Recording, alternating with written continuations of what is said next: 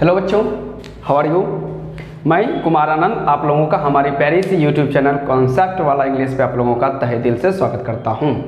Okay, तो हमें अपनी क्लास अब आगे स्टार्ट करनी है और मुझे बहुत खुशी हो रही है कि मैं आप लोगों के लिए काम कर रहा हूँ और हमारा जो न्यू चैप्टर इंग्लिश ग्रामर का सबसे बेहतरीन चैप्टर और सबसे कंफ्यूजिंग चैप्टर जिसे कहा जाता है, जिसमें रूल्स पे रूल्स भरे पड़े हैं, उस चैप्टर को मैंने शुरुआत कर दिया है। और इसको शुरुआत करने में मुझे सबसे ज़्यादा खुशी इस बात की होती है कि इसमें मैं एक भी रूल्स आपको कराता ही नहीं। जनरली मान के चलिए, जनरली क्या होता ही है कि इंग्लिश ग्रामर में एक भी रूल्स है ही नहीं। बस आपको समझना क्या रहता है कि उसके सराउंडिंग्स को यदि आप समझ जाते हैं कि वो किस मुद्दे ऊपर किस तरीके से घुमाया गया है, कब कहाँ पे कौन सा बात कर रहा है, यदि कहने का मतलब है यदि आप कॉन्सेप्ट समझ जाते हैं आपको रूल्स की ज़रूरत ही नहीं पड़ती है। ओके, और सिंटैक्स सब्जेक्ट वर्ब एग्रीमेंट ये सबसे बेहतरीन उदाहरण है यह बतलाने का कि किस प्रकार से रूल्स के बेसिस पे पढ़ते हुए बच्चे अक्सर कंफ्यूज रहते हैं और इंग्लिश लैंग्वेज का जो ग्रामर है यानी इंग्लिश ग्रामर, इसको अक्सर बच्चे डिफ़िकल्ट समझते हैं और एक ऐसा पार्ट मान के चलते हैं जिसको अंडरस्टैंड करने में टाइम काफ़ी लग जाता है। तो बच्चों ऐसी कोई बात नहीं होती है, आप कॉन्सेप्ट को समझिए, आपके देखिए इजी वे में एक एक पॉइंट क्लियर होते जाएंगे। ओके, तो हमारा ये बेहतरीन सा चैप्टर है और जिसका नाम है सिंटैक्स, या इसको किसी दूसरे नाम से भी हम लोग सब्जेक्ट वर्ब एग्रीमेंट के नाम से भी जानते हैं। तो पिछली क्लास में मैंने आपको बहुत कुछ बताया था जिसमें हमने ये जाना था कि नाम से सब्जेक्ट वर्ब एग्रीमेंट, तो हमने ये जाना था कि नाम से पता चलता है कि सब्जेक्ट और वर्ब के बीच किसी ना किसी प्रकार का एग्रीमेंट हुआ है। और मैंने आपको कहा था यदि किसी एग्रीमेंट को समझना रहता है तो एग्रीमेंट के जितने भी पक्षकार यानी कि जो भी ऑनरशिप अपना रिप्रेजेंट करने की कोशिश कर रहे हैं या पार्टनरशिप लेने की कोशिश कर रहे हैं, सबसे पहले हमें उसे समझने की कोशिश करनी पड़ती है। तो नाम में चूंकि लिखा हुआ है सब्जेक्ट वर्ब एग्रीमेंट लिखा हुआ है, यानी कि सब्जेक्ट और वर्ब के बीच किसी न किसी प्रकार का एग्रीमेंट हुआ है। बात को समझ रहे हैं, सब्जेक्ट और वर्ब के बीच किसी न किसी प्रकार का एग्रीमेंट हुआ है। अब हमें जो समझना है वो एग्रीमेंट समझना है, इसमें कोई शक नहीं, हमें एग्रीमेंट ही समझना है। लेकिन एग्रीमेंट समझने से पहले हमें सब्जेक्ट और वर्ब को तो समझना पड़ेगा। यदि किन्हीं दो व्यक्ति के बीच यदि एग्रीमेंट हो रहा है, सबसे पहले जो पर्सन ए रहेगा वो पर्सन बी को समझने की कोशिश करेगा और पर्सन बी पर्सन ए को समझने की कोशिश करेगा, तभी तो एग्रीमेंट पे बात बनेगी। अब एक दूसरे व्यक्ति को जानता ही नहीं है तो एग्रीमेंट कैसे बनेगा।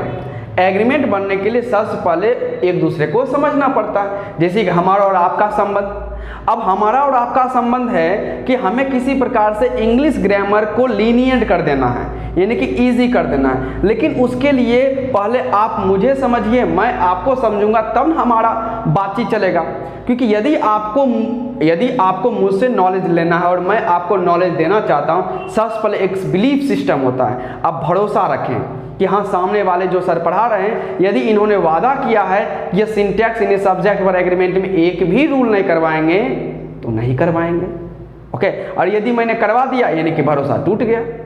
बात को समझ रहे हैं, तो हमें सब्जेक्ट वर्ब एग्रीमेंट को समझने के लिए सबसे पहले हमें सब्जेक्ट और वर्ब को समझने की कोशिश करनी पड़ेगी। और जो पिछले क्लास में हम समझे थे, हमने समझा सबसे पहले सब्जेक्ट को, उसमें हमने जाना किसी भी सेंटेंस में सब्जेक्ट जो है वो दो हो सकते हैं, एक नाउन हो सकते हैं और एक प्रोनाउन हो सकते हैं।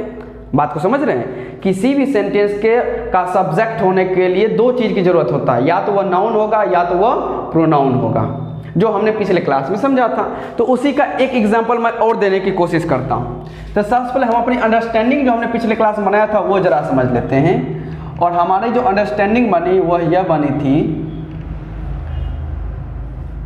कि हमारे जो सेंटेंस के सब्जेक्ट होते हैं, सब्जेक्ट या तो नाउन हो सकते हैं या प्रोनाउन, ये दो हो सकते हैं। यानी कि किसी भी सेंटेंस का सब्जेक्ट या तो नाउन हो सकता है या तो प्रोनाउन हो सकता है, जिस पे हमने बहुत पहले पिछली क्लास में हमने समझा था। तो नाउन तो जनरली हम लोग ये मान के चलते हैं और जानते ही हैं कि ये किसी न किसी प्रकार से किसी का नाम होता है। ओके, प्रोनाउन को समझने में या खोजने में थोड़े से बच्चों को परेशानी होती है, जिस पे हमने कल पिछले क्लास में हमने प्रैक्टिस थोड़ा सा किया था। तो उसी का एक एग्जाम्पल देकर मैं और आगे बढ़ जाऊंगा। तो वो जो हमारा पहला एग्जाम्पल होगा उसको देख लेते हैं। Each of these books is important for you। अब इस सेंटेंस को समझने की कोशिश करें। इस सेंटेंस में कहा क्या जा रहा है पहले वो समझें, फिर मैं आगे आपके सामने बात को रखूंगा। तो पहले खुद से समझ लें।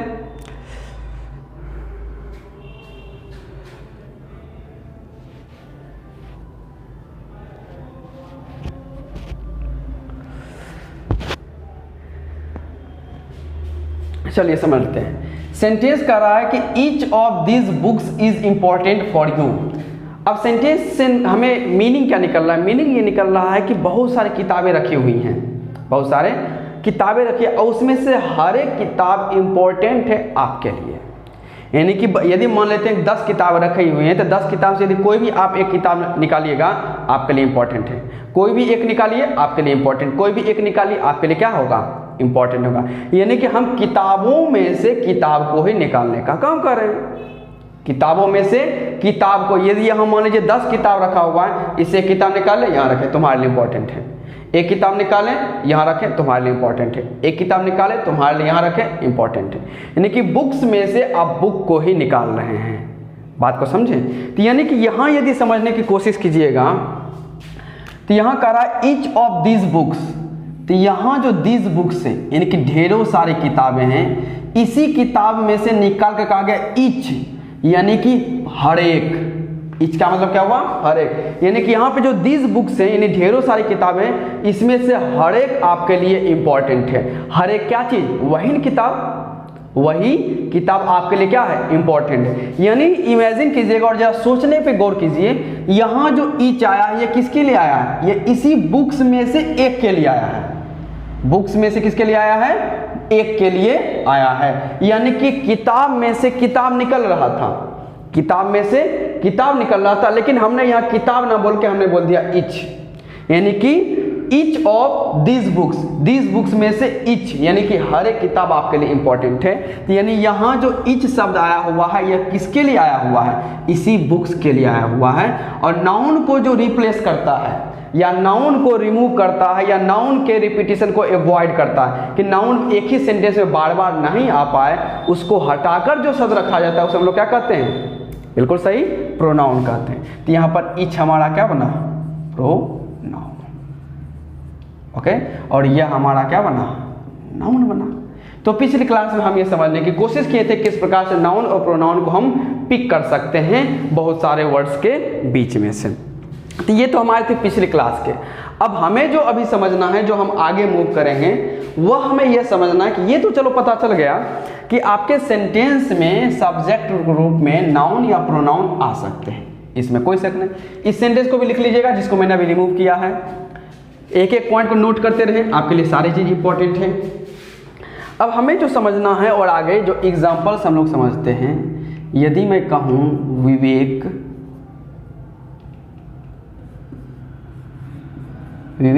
Pledge cricket. अब इस सेंटेंस में यदि सब्जेक्ट पे गौर करें कि कौन है इस सेंटेंस का सब्जेक्ट, तो क्लियरली आपको ये मेंशन कर सकते हैं और आप लोग ये जान सकते हैं कि सर इस सेंटेंस का सब्जेक्ट विवेक है। विवेक कहने का मतलब हुआ यह एक व्यक्ति का नाम है, यानी कि यह नाउन हुआ। और यहाँ बात कर रहा है कि प्लेज खेलना, तो खेलने का काम कर कौन रहा है या खेलने का काम यहाँ करता कौन है? तो खेलने का काम यहाँ जो डूअर है, यहाँ क्या है? डूअर है, वह विवेक है। यानी कि यह बना हमारा सब्जेक्ट। यह हमारा क्या बना? यानी कि सेंटेंस में आपका पहले नाउन है जो एक प्रकार का डूअर है, खेलने के काम को कर रहा है, जो कि सब्जेक्ट बना हुआ है। और थोड़ा और गौर कीजिएगा, यह सब्जेक्ट फिलहाल सिंगुलर है। क्या है? सिंगुलर है, क्योंकि एक ही की बात अभी की जा रही है। यानी कि विवेक क्रिकेट खेलता है, यानी एक ही लड़का है, जिस वजह से हमारा सेंटेंस में जो नाउन मौजूद है और जो सब्जेक्ट का भी काम कर रहा है वह बन चुका है सिंगुलर। तो आपका यह सिंगुलर हुआ। लेकिन इसी को थोड़ा मैं और आगे बढ़ाने की कोशिश करूं और यदि मैं यह कह दूं विवेक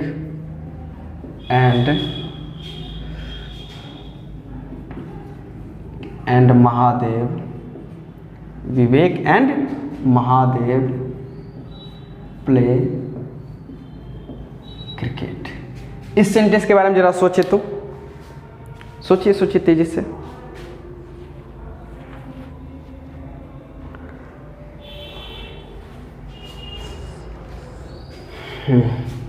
अब देखते हैं, विवेक एंड महादेव प्ले क्रिकेट। अब बात हो रही है क्रिकेट खेलने का।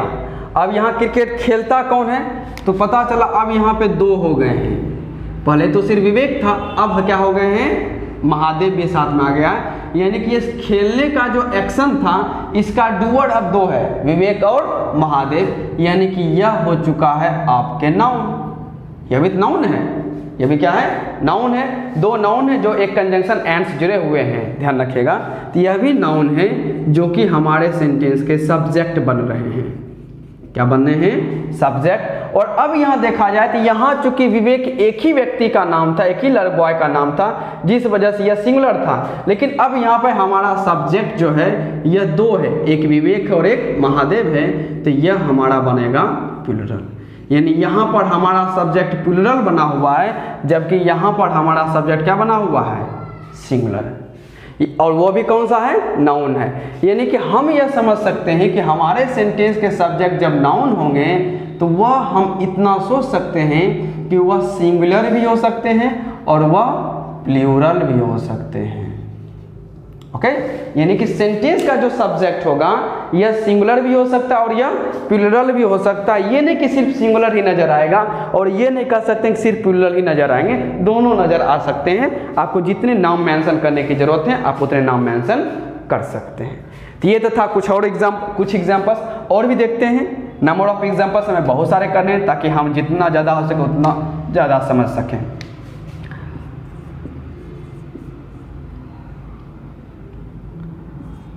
A boy knows the answer।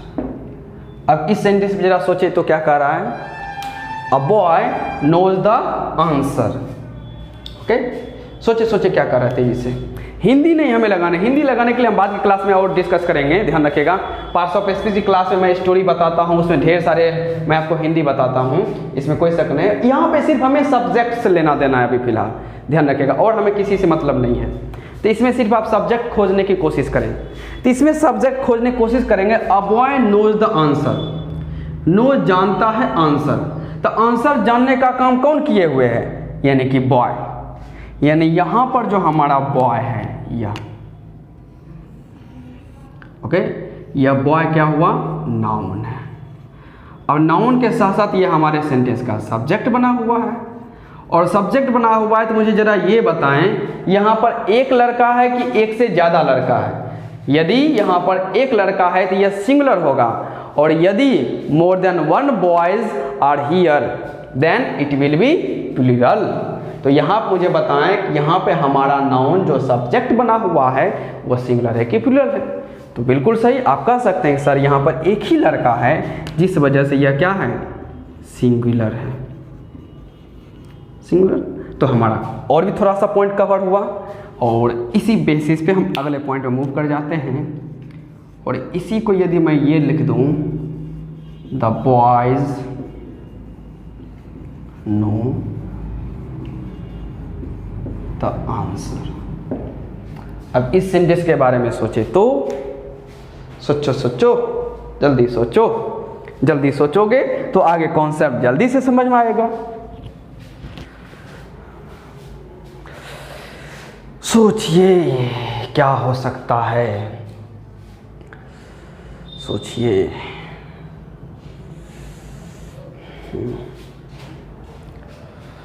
सोचो, तुम सभी सोचो तेजी से। The boys know the answer. चलिए काजल बताओ तो आगे क्या होगा आंसर। यानी आपको बउआ काजल यह बतलाना है कि यहां जो कहा गया है the boys know the answer, इसमें इस वाक्य में कौन सब्जेक्ट है, सब्जेक्ट है तो वह सिंगुलर है कि प्लूरल है, आपको वह मुझे बतलाने हैं। तो काजल जरा बताने की कोशिश करो जी। हाँ वो तो है, बिल्कुल सही, काजल जी ने सही जवाब दिया। अब यहां देखिएगा, the boys know the answer, तो यहां आंसर जानता कौन है? बॉयज। कौन जानता है? बॉयज। तो यानी यह हमारा क्या हुआ? सबसे पहले तो यह नाउन कह सकते हैं, बॉयज नाउन है, और उसके बाद यह कह सकते हैं कि यह सर जो नाउन है यह सब्जेक्ट बना हुआ है। और आगे जाए तो हमें पता चलेगा सर यहाँ पर तो एक लड़का आंसर जानता था, यहाँ मोर than one boys know the answer, एक से ज़्यादा लड़के यहाँ जानते हैं आंसर। यानी कि यहाँ पे नाउन जो सब्जेक्ट के रूप में आया हुआ है यह प्लूरल के रूप में आया हुआ है। तो हमारे पॉइंट क्लियर हुए कि यदि सब्जेक्ट के रूप में नाउन आता है तो नाउन में हम सिंगुलर भी रख सकते हैं और नाउन में हम लोग प्लूरल भी रख सकते हैं, दोनों के दोनों पॉसिबल हो सकते हैं। तो इस कंफ्यूजन से कम हमें छुटकारा मिलता है कि हमारा जो सब्जेक्ट वो नाउन यह सिंगुलर होगा कि प्लूरल होगा, तो हमें पता चलता है कि नाउन के रूप में वह सिंगुलर भी रख सकता है और प्लूरल भी रख सकता है। डिपेंड करता है कि हमारी ज़रूरतें क्या हैं, हम लिखना क्या चाहते हैं। हम एक लड़के के बारे में लिखना चाहते हैं कि एक से ज़्यादा लड़के के बारे में लिखना चाहते हैं? आप विवेक के बारे में लिखना चाहते हैं या सिर्फ आप मोहन के बारे में लिखना चाहते हैं, या आप विवेक और मोहन दोनों के बारे में लिखना चाहते हैं? बात को समझ रहे हैं? आप एक लड़की के बारे में लिखना चाहते हैं कि एक से ज़्यादा लड़की के बारे में लिखना चाहते हैं? आप सिर्फ काजल के बारे में लिखना चाहते हैं या काजल के साथ साथ आप रोशनी या तन्नू के बारे में भी लिखना चाहते हैं? तो जिसके बारे में लिखना चाहते हैं, या मनीषा के बारे में लिखो, प्रियांशु के बारे में लिखो, अंकित के बारे में लिखो, जिसके बारे में आप लिखना चाहते हैं, जैसी आपकी रिक्वायरमेंट वैसे आप सब्जेक्ट बनाएं। और जैसे हमारे पास सेंटेंस दिखेंगे उसमें जैसे हमारे नाउन चाहे सिंगुलर देखें या प्लूरल देखें, हमें उसको वैसे कंसीडर करके चलना है। बात को समझे? तो यह हमारा पहला पॉइंट और पहला कॉन्सेप्ट ये दूर हुआ कि एज अ सब्जेक्ट यदि नाउन है तो नाउन सिंगुलर भी हो सकता है और नाउन प्लूरल भी हो सकता है। कोई कंफ्यूजन नहीं। अब हमें जो समझना है, नाउन के बारे में तो समझ गए, अब हमें समझना है प्रोनाउन के बारे में। तो इसे मैं एक बार रिमूव कर देता हूं ताकि हमें स्पेस ज़्यादा मिल सके, उसके बाद फिर हम आगे देखेंगे। सही से समझते रहें और आराम से बैठिए, हर टॉपिक इजी वे में चलते चला जाएगा और आप बस सीखते जाएं। बस इससे ज़्यादा मुझे और कुछ नहीं चाहिए कि आप डेवलप हो जाएं, आपको नॉलेज मिले, बस मेरा काम सक्सेस हो जाएगा और मैं सक्सेसफुल हो जाऊंगा, क्योंकि मैं, आपको पता है कि आई love my students from the core of my heart. दिल की गहराई से मैं अपने विद्यार्थियों को प्रेम करना है, और क्या कहूँ, दुश्मनी थोड़ी करनी है। ओके, और हर किसी से करो भाई, दुश्मनी करके क्या करोगे किसी से। चलिए नेक्स्ट आ जाते हैं अब प्रोनाउन के बारे में। तो चलिए उसी से हम गो थ्रू करेंगे। यदि मैं यह कह दूं ही प्लेज फुटबॉल, छोटे छोटे से आंसर्स हमें सीखने हैं, लेकिन जब हम प्रैक्टिस करेंगे तो प्रैक्टिस करने में हम बहुत बड़े बड़े सेंटेंस को पिक करेंगे। कॉन्सेप्ट समझने के लिए, सेंटेंस समझने के लिए, हमें लेने के लिए या क्लास डिस्कशन करने के लिए छोटे छोटे सेंटेंस चाहिए, लेकिन जब प्रैक्टिस पे जाएंगे तो बड़े बड़े क्वेश्चन को डील करेंगे और वो भी इजी वे में डील करेंगे। चलिए हमारा पहला सेंटेंस है ही प्लेज फुटबॉल। अब यहाँ देखिए, प्लेज खेलता है, क्या खेलता है? फुटबॉल खेलता है। अब यह जो फुटबॉल खेलने का काम है वह कौन करता है? तो इस सेंटेंस में हमें पता चल रहा है कि यहाँ जो फुटबॉल खेलना होता है यह फुटबॉल खेलने का काम यहाँ ही करता है। ओके, और ही मुझे बताएं नाउन है कि प्रोनाउन है? ही नाउन है कि प्रोनाउन है? यदि यह नाउन है तो it will be a name, या किसी न किसी का क्या होगा? नाम होगा। लेकिन क्या यहाँ पे नाम है? नहीं सर, ही तो किसी का आज तक नाम नहीं सुने हैं। लेकिन हाँ, ही जैसा कि पहले भी आप जानते होंगे और धीरे धीरे ये हर किसी को पता रहता है, इतने बेसिक हर किसी को पता है कि ही सर एक प्रोनाउन है। क्या है? प्रोनाउन। और ये किसको रिप्लेस करने का काम करता है? यह मैस्कुलिन जेंडर को, और वो भी सिंगुलर फॉर्म में जो रहता है उसको रिप्लेस करने का काम करता है। जैसे कि पिछला एग्जांपल सीरीज सोचिएगा, अभी जस्ट मैंने जो रिमूव किया है, मैंने लिखा था कि विवेक प्लेज क्रिकेट, तो वहाँ मैंने यूज़ किया था विवेक प्लेज क्रिकेट। लेकिन यदि मैं चाहूँ वहाँ पर तो विवेक को हटा के मैं वहाँ ही भी रख सकता हूँ। बात को समझे? अब ऐसा क्यों होता है कि विवेक के जगह पे आप ही रखें? प्रोनाउन सी क्यों नहीं रख सकते? दे क्यों नहीं रख सकते? वो सारे चीज़ भी समझने हैं, लेकिन वो आगे समझेंगे, अभी नहीं। अब यहाँ देखते हैं तो यह प्रोनाउन है और यह हमारे सेंटेंस का सब्जेक्ट बना हुआ है, और सब्जेक्ट के साथ साथ पता चलता है कि यह एक ही लड़के के बारे में बात करता है, जिस वजह से यह सिंगुलर है। ओके, तो हमें पता चला कि प्रोनाउन जो है जब वो सब्जेक्ट बनता है तो फिलहाल हम इतना जानते हैं कि वह सिंगुलर के रूप में आ जाता है। अब हमें चेक करना है क्या यह सिंगुलर के रूप में ही आता है या प्लूरल के रूप में भी आ सकता है। अंडरस्टैंड तो हमें एक एक चीज़ के करने हैं। ध्यान रखिएगा, हमें एक एक चीज़ के बारीकपन को समझना है, चाहे हम जाने या जाने, हो सकता है कि मे भी आप ये पहले से जानते होंगे, लेकिन फिर भी हमें उस बारीकपन में जाना है। जैसे कि किसी स्टूडेंट से ये पूछ लीजिएगा, किसी बच्चे से ये पूछ लीजिएगा कि सेंटेंस बनाने आता है, कहेगा हाँ बना देंगे, कोई दिक्कत नहीं। अब उसे यदि कह दो कि 10 सेंटेंस अपने मन से लिख के दिखा दो, यदि आप उससे ये पूछते हैं कि क्या आपको सेंटेंस आता है, इंग्लिश में सेंटेंस आप मेकिंग जानते हैं, how to form a sentence, तो कहेगा हाँ जानते हैं। और यदि आपका अगला सेंटेंस ये रहा कि आप 10 सेंटेंस मुझे अभी तुरंत लिख के दिखा दो, फिर वो सोच में पड़ जाता है। वो क्या होता है, सोच में पड़ जाता है कि अब कौन सा सेंटेंस लिखे, गलत होगा सही होगा, सब्जेक्ट सही इसने लगा कि उसके अनुसार वर्ब नहीं आया, प्रिपोजिशन ठीक गया कि नहीं, आर्टिकल लगाएं कि नहीं लगाएं, ढेरों सारे क्वेश्चंस उसके दिमाग में उठने शुरू हो जाते हैं। तो जानते हैं कि हर बच्चा हर बना सकता है सेंटेंस में कि, लेकिन जब लिखने की बारी आती है, यानी कि परफॉर्म करने की जब बारी आती है, तब पता चलता है कितना आता है। वही बात ध्यान रखें, आपको ये लगता है या किसी को लगता है कि हाँ मुझे आता है, लेकिन ध्यान रखें आता है फिर भी उसे सीखें, क्योंकि जितने ज़्यादा आप प्रैक्टिस करेंगे, लर्न करेंगे, बेहतरीन आपके लिए होगा। इस बात को ध्यान रखें और एक एक चीज़ के बारीकपन को समझें, क्योंकि मुझे जहाँ सिंटैक्स को लेकर जाना है, जिससे मुझे एक भी रूल्स नहीं पढ़ने हैं, उसके लिए मुझे एक एक बारीकपन को बतलाना है, ताकि यदि मैं बताते चला जाऊँ तो आपको कभी प्रॉब्लम ना हो। जैसा कि पार्ट्स ऑफ स्पीच का मैंने क्लास करवाया है, तो पार्ट्स ऑफ स्पीच के क्लास से हम ये जान चुके हैं कि किसी भी सेंटेंस के या किसी भी पैराग्राफ के या किसी भी स्टोरी के एक एक वर्ड के पार्ट्स ऑफ स्पीच के हम लोग छीन सकते हैं। तो हमने उस पर टाइम दिया, समझे, तभी तो आज इतने कैपेबल हो चुके हैं कि एक एक वर्ड के फंक्शन को हम लोग जान रहे हैं। तो इसीलिए ध्यान रखिएगा, साथ रहें, मस्त रहेंगे। चलिए नेक्स्ट आ जाते हैं। अब इसी की जगह पे यदि मैं यह लिख दूं कि they play football, first sentence था कि ही प्लेज फुटबॉल, उसके बाद मैंने लिखा दे प्ले फुटबॉल। अब इसके बारे में सोचे इस सेंटेंस का सब्जेक्ट कौन है।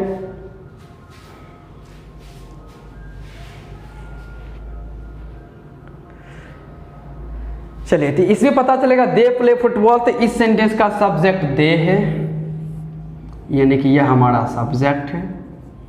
और सब्जेक्ट के साथ आगे यदि जानेंगे तो यह सर प्लूरल है। ओके, अब प्लूरल है तो और क्या क्या हो सकता है कि यह प्रोनाउन है सर, नाम तो किसी का है नहीं, या क्या है, प्रोनाउन है। दे प्ले फुटबॉल कि वे सब फुटबॉल खेलते हैं। जब हम कहते हैं दे प्ले फुटबॉल कि वे सब फुटबॉल खेलते हैं, तो वे सब में एक एक, चाहे बॉय हो या गर्ल हो, सबका नाम होगा, सबका क्या होगा, नाम हो सकता है। लेकिन क्या हमने नाम लिया है, जी नहीं। हो सकता है कि उसमें से कुछ लड़के जो होंगे अग्निवेश हो सकते हैं, विपुल हो सकते हैं, वेद प्रकाश हो सकते हैं, कुलदीप हो सकते हैं, अविनाश हो सकते हैं, आफ्ताब हो सकते हैं, कुछ भी हो सकते हैं। उसमें कुछ लड़कियां भी हो सकती है, रुंझुन हो सकती है, मनीषा हो सकती है, सुरुचि हो सकती है, रूपाली हो सकती है, कोई भी हो सकती है, अंजलि हो सकती है, खुशबू हो सकती है। लेकिन हम यहाँ क्या करें, उस नाम से एक एक करके काउंट नहीं कर रहे हैं, हमने सीधे बोल दिया कि दे प्ले फुटबॉल। लेकिन ध्यान रखिएगा, पिछले क्लास मैंने आपको ये बताया था, दे का यूज़ हम लोग तब करते हैं जब हम अपने आप को इंक्लूड नहीं करते हैं। यदि आप यह कहना चाहते हैं कि दे प्ले फुटबॉल, यानी कि वे लोग फुटबॉल खेल रहे हैं और वो लोग जब फुटबॉल खेलते हैं उसमें मैं इंक्लूड नहीं हूँ, यानी कि मैं अपने बारे में नहीं बता रहा हूँ कि मैं भी फुटबॉल खेलता हूँ। यदि आप यह कहना चाहते हैं कि उसके साथ आप भी फुटबॉल खेलना चाहते हैं, यानी स्पीकर खुद भी अपने बारे में बोलना चाहता है, तब वह दे ना बोल के वह वी बोलेगा। जैसे मैं कहूँगा वी प्ले फुटबॉल, यानी कि मैं अपने अलावे औरों की बात कर रहा हूँ कि हम सब फुटबॉल खेलते हैं। लेकिन जब मैं बात करता हूँ दे प्ले फुटबॉल, इसका मतलब मैं अपने बारे में नहीं बता रहा हूँ, अपने को छोड़कर मैं दूसरों के बारे में बता रहा हूँ। इस बात को ध्यान रखिएगा, पिछले क्लास में डिस्कशन हो चुका है। तो दे प्ले फुटबॉल ये भी सब्जेक्ट है, प्लूरल है और ये प्रोनाउन है। तो हम यहाँ यह सीखते हैं कि किसी भी सेंटेंस का सब्जेक्ट प्रोनाउन हो सकता है, बिल्कुल सही। प्रोनाउन सब्जेक्ट बन सकता है और वह प्लूरल और सिंगुलर दोनों फॉर्म में नजर आ सकता है। प्रोनाउन सिंगुलर भी हो सकता है और प्लूरल भी। तो यहाँ से हमारा जो कॉन्सेप्ट डेवलप हुआ वह डेवलप ये हुआ कि प्रोनाउन सिंगुलर फॉर्म में भी रह सकता है और प्रोनाउन प्लूरल फॉर्म में भी रह सकता है। यह हमें समझ में आ गया, बात को समझे। तो हमारा जो सब्जेक्ट है वो नाउन भी हो सकता है, प्रोनाउन भी हो सकता है। उसके साथ साथ आगे बढ़े तो नाउन सिंगुलर भी हो सकते हैं, नाउन प्लूरल भी हो सकते हैं। फिर आए प्रोनाउन पे, प्रोनाउन सिंगुलर भी हो सकते हैं, प्रोनाउन प्लूरल भी हो सकते हैं। बात को समझे। इसको कॉपी कीजिए, फिर 2 एग्जांपल लेने के बाद हम लोग और आगे चलेंगे।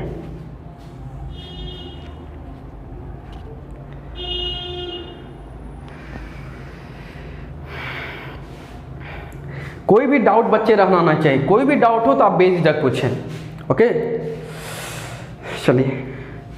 प्रॉब्लम भी है, चलो ठीक है। आप लोगों में से भी किसी को प्रॉब्लम हो तो आप सीधे कमेंट सेक्शन में लिखें, मैं ज़रूर उसको ऑब्जर्व करूंगा, मैं देखूंगा कि क्या यदि कोई हो सकता है, कोई आपको प्रॉब्लम क्रिएट कर रहा है तो उसको आप डिस्क्राइब करें कमेंट सेक्शन में, और मैं उसको पर वीडियो पर्सनली बना के अपलोड कर दिया करूंगा। ओके, तो मैं तैयार हूँ, क्या आप तैयार हैं? तो तैयार हैं तो चलो, दोनों तैयार हैं तो काम कर लेंगे। चलिए आगे देखते हैं।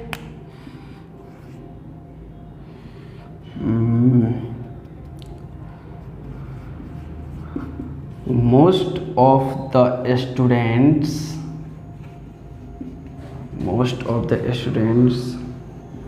know the answer। चलिए इस सेंटेंस को थोड़ा सा बदलाव कर देते हैं।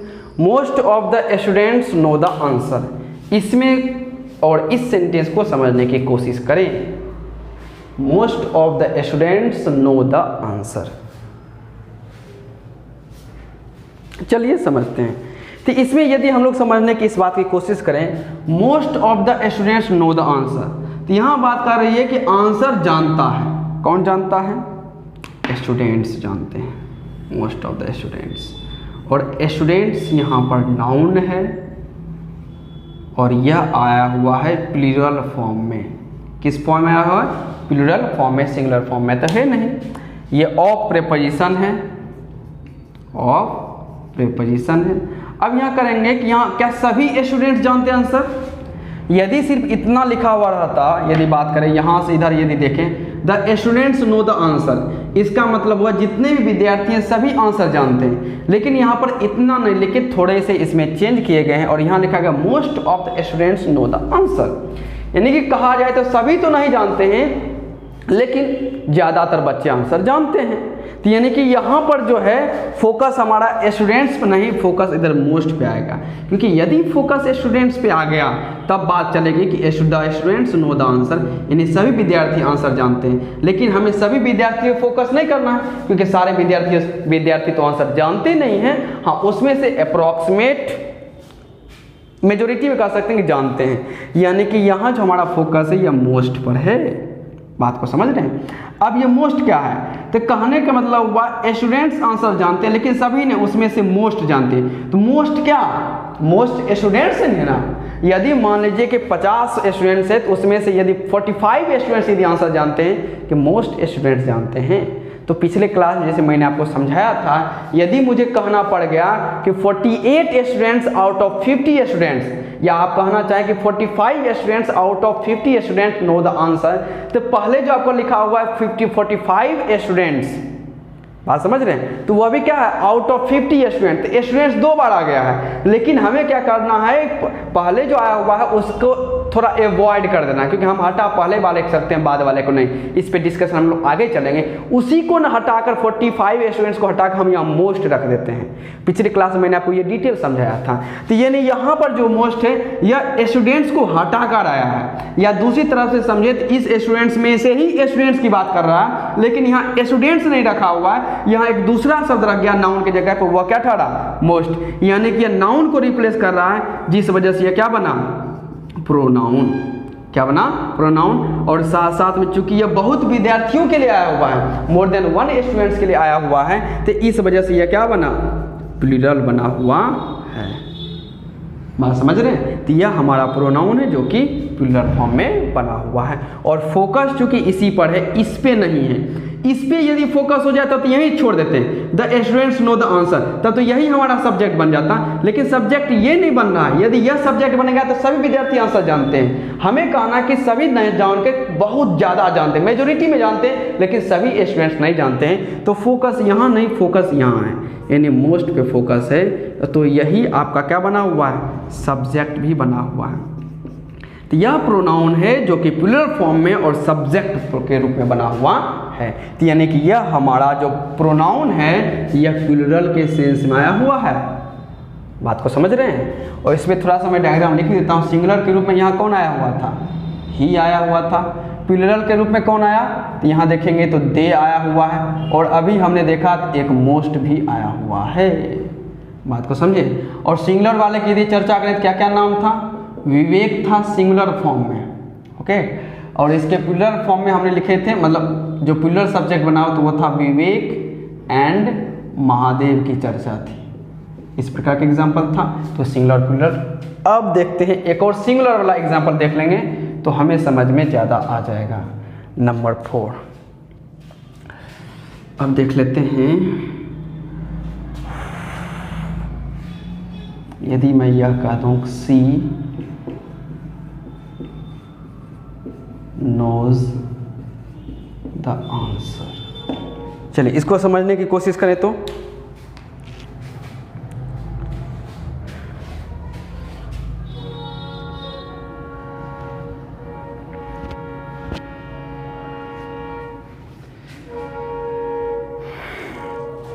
सी नोज द आंसर। तेजी से समझें इस सेंटेंस के सब्जेक्ट क्या हो सकते हैं। तो नोज द आंसर, जानता है, क्या जानता है, आंसर। और इस आंसर को जानने का काम कौन करता है, तो यानी यहाँ पर ये सी करता है, यानी कि यही आपका हुआ सब्जेक्ट। और सब्जेक्ट के साथ साथ कहेंगे कि यह प्रोनाउन है। और प्रोनाउन के रूप में ये सिंगुलर फॉर्म में कि प्लूरल फॉर्म में है, तो यह सिंगुलर फॉर्म में है। यह क्या है, सिंगुलर। यानी कि यहाँ जो सब्जेक्ट है जो एक प्रकार का प्रोनाउन है वह सिंगुलर फॉर्म में मौजूद है। तो यहाँ प्रोनाउन के सिंगुलर फॉर्म हम लोग सी भी लिख सकते हैं। बात को समझें। तो प्रोनाउन के रूप के बारे में भी हमने जान लिया कि प्रोनाउन भी जब सब्जेक्ट बनता है तो यह सिंगुलर रह सकते हैं और प्लूरल रह सकते हैं। बात को समझें। तो इस तरह से हम ये जान सकते हैं कि प्रोनाउन नाउन को रिप्लेस यानी अवॉइड या रिप्रेजेंट करने का काम करता है, चाहे वह उस वाक्य में वह नाउन मौजूद हो या नहीं हो। अब यह कैसे समझेंगे, जैसे इमेजिन करें, यदि मैं कहता हूँ ही प्लेज फुटबॉल, वह फुटबॉल खेलता है, तो यहाँ ही निश्चित है किसी नाउन के लिए आया हुआ है। क्या यहाँ पे वह नाउन मेंशन है? यहाँ पर ही तो किसी ना किसी नाउन के लिए आया हुआ है ना, लेकिन क्या इस सेंटेंस में वह नाउन मौजूद है? तो कहिएगा नहीं सर, इसमें तो नाउन तो मौजूद ही नहीं है, यहाँ पे सिर्फ प्रोनाउन आया हुआ है। यानी कि प्रोनाउन सब्जेक्ट है, लेकिन जिस नाउन के लिए आया हुआ वह नाउन यहाँ मेंशन नहीं किया गया है। तो यानी कि प्रोनाउन जब आएगा किसी नाउन के लिए, लेकिन वह नाउन वहाँ पर मेंशन नहीं भी हो सकता है। क्या नाउन मेंशन हो भी सकता है? आगे देखते हैं। दे प्ले फुटबॉल, वे लोग फुटबॉल खेलते हैं। तो वे लोग फुटबॉल खेलते हैं, तो यहाँ जो दे है यह नाउन को रिप्लेस किया हुआ है, लेकिन क्या यहाँ पे नाउन है? तो इस सेंटेंस में सर नाउन तो नहीं है जो जिसको दे ने रिप्लेस किया है। तो यहाँ पर जो प्रोनाउन है वो बिना नाउन का है। आगे आते हैं। Most of the students know the answer. तो इसमें हमारा सेंटेंस का सब्जेक्ट बना है मोस्ट। सेंटेंस का सब्जेक्ट क्या बना हुआ है? मोस्ट। अब मोस्ट यदि प्रोनाउन है और सब्जेक्ट है प्लूरल फॉर्म में, निश्चित वो किसी नाउन को ही हटाया होगा। तो क्या वह नाउन इस सेंटेंस में मेंशन है? तो जी, तो कहिएगा जी सर इसमें तो मेंशन है, क्योंकि यहाँ मोस्ट हटाने की कोशिश किया, और कोशिश क्या बल्कि हटाया हुआ है इसी स्टूडेंट्स को, और जिस नाउन को यह हटाया हुआ है वह नाउन यहाँ पर पहले से मौजूद है। तो हमें ये पता चलता है कि सेंटेंस में जब नाउन प्रोनाउन जो है नाउन को रिप्लेस करता है तो वह उस सेंटेंस में नाउन रह भी सकता है। जब जैसा कि हम यहाँ देख रहे हैं, मोस्ट यहाँ जिस स्टूडेंट्स को हटाया हुआ है वह स्टूडेंट इन्हीं में से निकला है। तो स्टूडेंट्स के रिपीटिशन को ही रोका है और वह स्टूडेंट्स हमारे सामने यहाँ पर मौजूद है। तो हमें पता चला कि नाउन अवेलेबल रह भी सकता है उसी सेंटेंस में।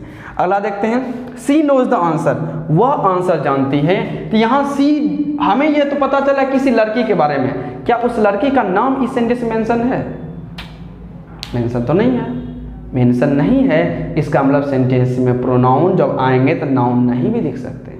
तो हमें अगली जानकारी यह मिली कि जब प्रोनाउन आता है तो उस सेंटेंस में नाउन दिख भी सकता है, नहीं भी दिख सकता है। जैसी रिक्वायरमेंट है वैसी लिखें, और आपकी जैसी रिक्वायरमेंट रहेगा आप वैसे प्रोनाउन का यूज़ करें। बात को समझे?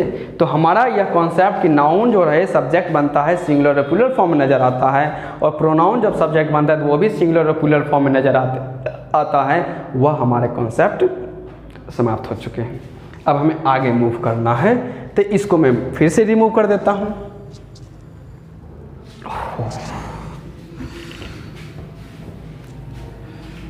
चलिए अब ये पूरा मिटा देते हैं। अब हम सब्जेक्ट अच्छे तरीके से समझ चुके हैं कि सब्जेक्ट के बारे में क्या है।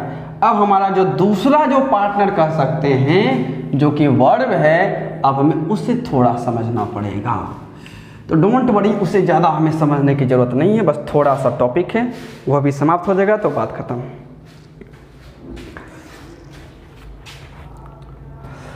अब इसको यदि समझने की कोशिश करें, अब किसको समझना है?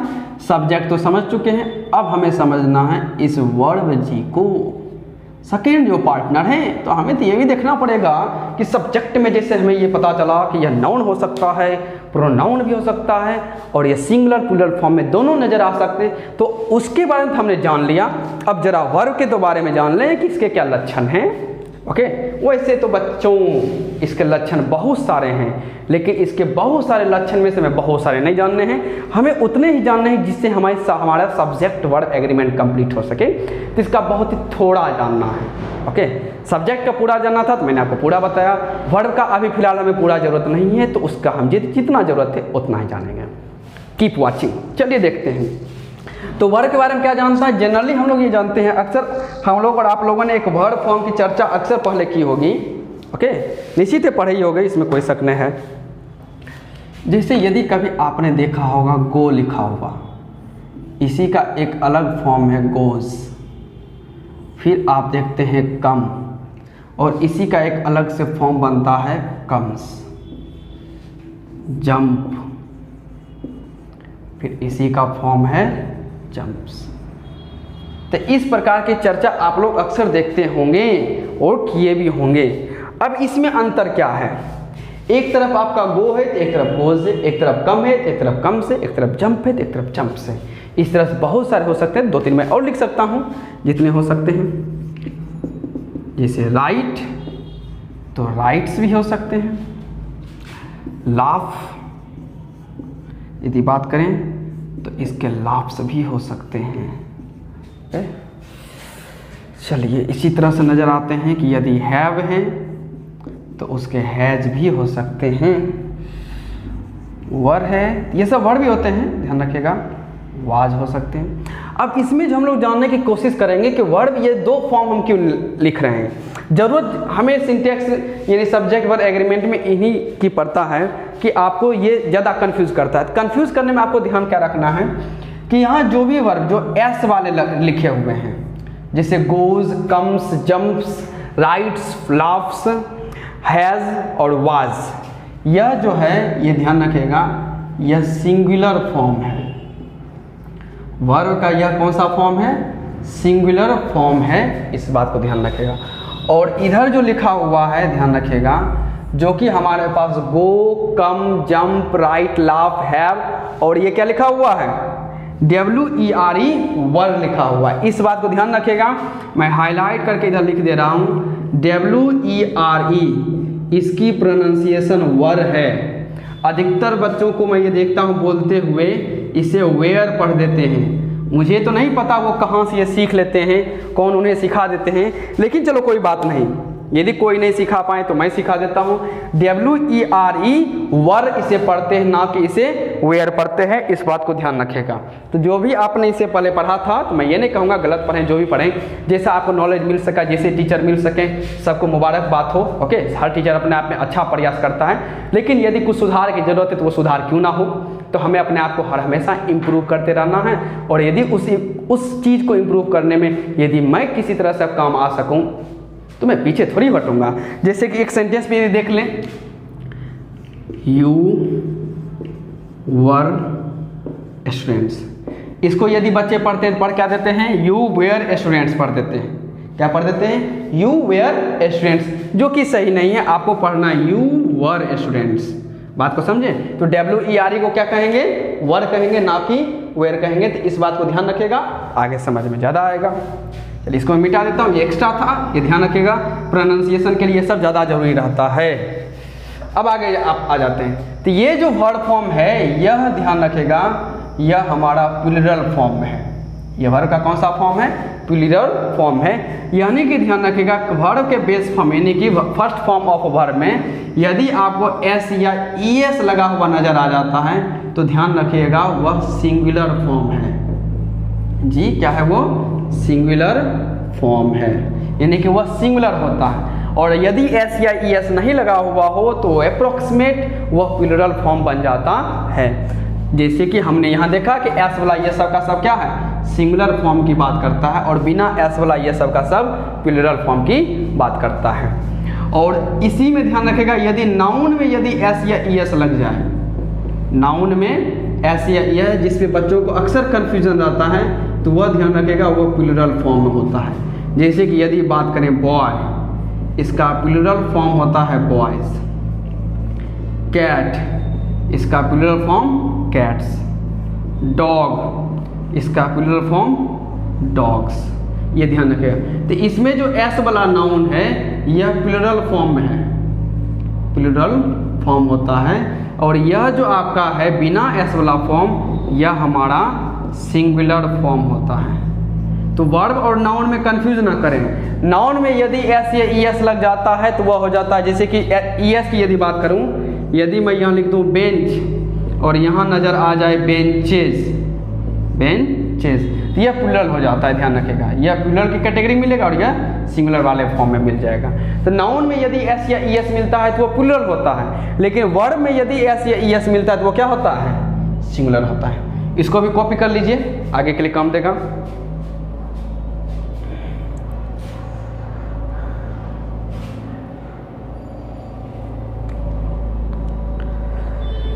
तेज से लिख लें और समझते हुए लिखिएगा, कोई डाउट नहीं रहना चाहिए। डाउट रहेगा तो जो भी हो सके, जैसी भी हो सके, कमेंट सेक्शन में लिखें और पूछ लें। और आप लोग तो फिलहाल क्लास में ही पूछ सकते हैं यदि प्रॉब्लम हो रहा हो तो, लेकिन मुझे नहीं लगता एक प्रॉब्लम होगा, उतना मैं क्लियर करके चल रहा हूँ। फिलहाल यदि रह जाए तो कोई बात नहीं, हम सब जा कहाँ रहे हैं, मिलते ही रहेंगे यहाँ पर, तो लिखते भी रहेंगे।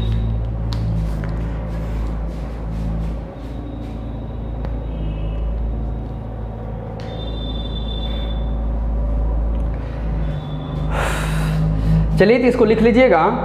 और जो हमें समझना था वर्ब के बारे में, हमने यह जाना कि वर्ब सिंगुलर भी फॉर्म में भी हो सकते हैं, यानी कि वर्ब हमारा सिंगुलर भी हो सकता है और वर्ब हमारा प्लूरल भी हो सकता है। जैसे कि सिंगुलर के यदि एग्जांपल की यदि मैं बात करूँ तो कहूँगा हैज़, वाज कह सकते हैं, इज कह सकते हैं, गोज कह सकते हैं, प्लेज एस वाले जो भी होते हैं, कम्स कह सकते हैं, कैचेज कर सकते हैं, रन्स कह सकते हैं। जितने ज़्यादा आप लिखना चाहें आप उतने ज़्यादा लिख सकते हैं, कोई प्रॉब्लम थोड़ी है। चलिए, और प्लूरल की यदि बात करें तो आप लिख सकते हैं हैव लिख सकते हैं, वर लिख सकते हैं, आर लिख सकते हैं, प्ले, गो, कम, कैच और रन, ये सब आपके प्लूरल। तो हम इतना समझ पाएँ कि सब्जेक्ट को, कंडीशन को हमने समझा, तो सब्जेक्ट नाउन या प्रोनाउन हो सकता है जो कि सिंगुलर और प्लूरल फॉर्म में रह सकते हैं। फिर यदि हमने वर्ब को समझने की कोशिश की तो पता ये चला कि वर्ब भी सिंगुलर और प्लूरल दोनों फॉर्म में हो सकते हैं। अब हमें जो दोनों पार्टनर यानी कि सब्जेक्ट और वर्ब जिसके बीच एग्रीमेंट होना है, उसको हम अच्छे तरीके से समझ चुके हैं कि सब्जेक्ट क्या क्या कर सकता है और वर्ब कैसा कैसा हो सकता है, यानी कि दोनों को समझने का काम हो गया है। अब जो हमें समझना है, अब हमें समझना है उसके एग्रीमेंट को, कि सब्जेक्ट और वर्ब के बीच क्या एग्रीमेंट हुआ है। बात को समझ रहे हैं? तो अब हमारा ओरिजिनल काम जो है, जो हमें स्टार्ट करना है, वो अब हमारा क्लास, इंटरेस्टिंग क्लास अभी भी है और आगे क्लास और ज़्यादा इंटरेस्टिंग हो रही होगी जब हम आपको एक ही कॉन्सेप्ट में 20 रूल को हटा देंगे। जिस 20 रूल्स को you have to remember and you had remembered it, आपने उसे याद किया था, उसको अब मैं याद नहीं करवाऊंगा, एक कॉन्सेप्ट एक झटके में समाप्त कर दूंगा। तब देखिएगा आपको कॉन्सेप्ट और रूल में कितना ज़्यादा डिफरेंस नज़र आता है। और आप ध्यान रखिएगा सिंटैक्स इन सब्जेक्ट वर्ब एग्रीमेंट के एक ही क्वेश्चन को डील करेंगे बिना टाइम गवाए हुए और समझते हुए। तो मैं आपको उस लेवल पे ले जाने का काम कर रहा हूँ, और मैं जिस काम को करने की कोशिश कर रहा हूँ कि मेरी उम्मीद है, मुझे विश्वास है कि मैं उस काम में सक्सेस जरूर होऊंगा, क्योंकि मेरे साथ मेरे स्टूडेंट्स मौजूद हैं। ओके, तो आज क्लास हम लोग यहीं ड्रॉप करते हैं। अगले क्लास हम उस एग्रीमेंट को समझने की कोशिश करेंगे। तब तक के लिए आप अपने घर पे सुरक्षित रहें, अपने आसपास के लोगों को खुशियाँ बांटें, माता पिता का सम्मान करें, गुरु का अनादर कभी ना करें, और फ्रेंड से बात करते रहें, और मुझसे भी हो सकता है मुझसे भी बात करें। ओके, जाते जाते लास्ट बात, I love my students, bye.